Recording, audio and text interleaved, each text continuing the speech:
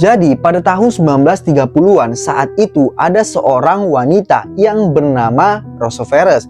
Dikatakan ya, wanita ini adalah seorang imigran dan seorang janda yang selama bertahun-tahun dia telah mengelola rumah kosannya sendiri. Kemudian pada tahun 1931 telah terjadi kematian seorang penghuni kos yang jatuh dari tangga di luar rumah. Sifat mencurigakan dari kecelakaan ini akhirnya menyebar dan berujung pada persidangan atas tuduhan pembunuhan. Dari serangkaian kematian yang terjadi di rumah Rose, jumlah korban tewas mencapai 10 orang. Seorang pria terjadi pada tahun 1921, kemudian 1931.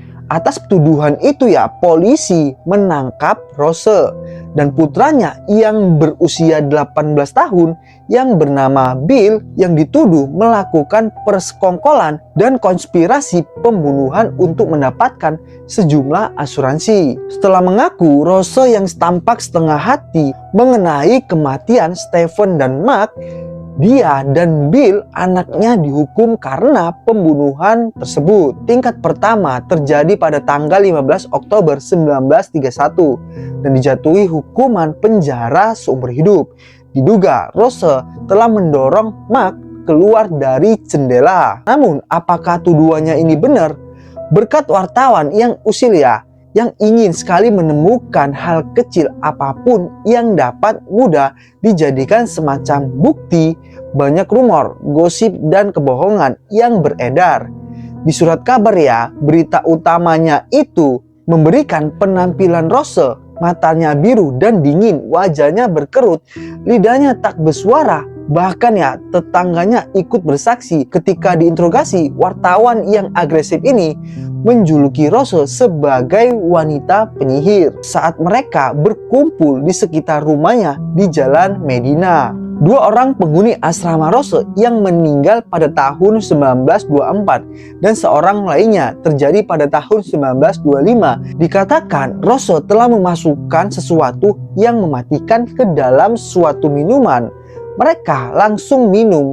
Alhasil ya, otopsi tidak menunjukkan bahwa bukti-bukti kalau si Rose ini adalah seorang pembunuh. Bertahun-tahun kemudian muncullah pengacara yang bernama Alean Curtis yang dikenal karena memperjuangkan hak-hak wanita yang diyakini diperlakukan tidak adil. Pengadilan baru pun untuk Rose pun digelar dan pada saat itu dia dibebaskan dari penjara pada Desember 1945.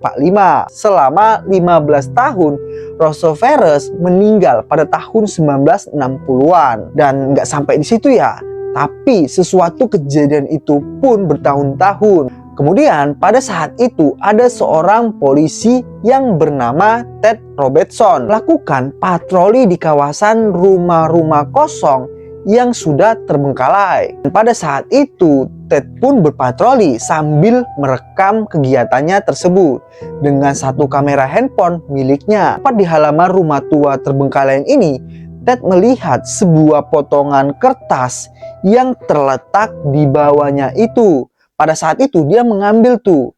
Ted pun melanjutkan patrolinya, tapi ya tanpa diduga hal yang mengerikan pun terjadi. Sebuah sosok menyeramkan nampak dari jendela rumah tersebut. Pas dia sudah melihat sosok tersebut ya, dia pun langsung cabut tuh dari tempat tersebut. Tak disangka selanjutnya pun terjadi. Saat Ted membuka kertas ya yang diambilnya di halaman rumah tersebut, ternyata isi potongan kertas itu berita tentang penyihir asal Derry yang bernama Rose Veres dan anaknya yang telah dihukum mati karena melakukan suatu pembunuhan yang sangat mengerikan yang terjadi pada tahun 1930-an. Coba kalian perhatikan lagi dari rumah tersebut, dari jendela yang pada saat itu ada semacam sesosok yang hitam.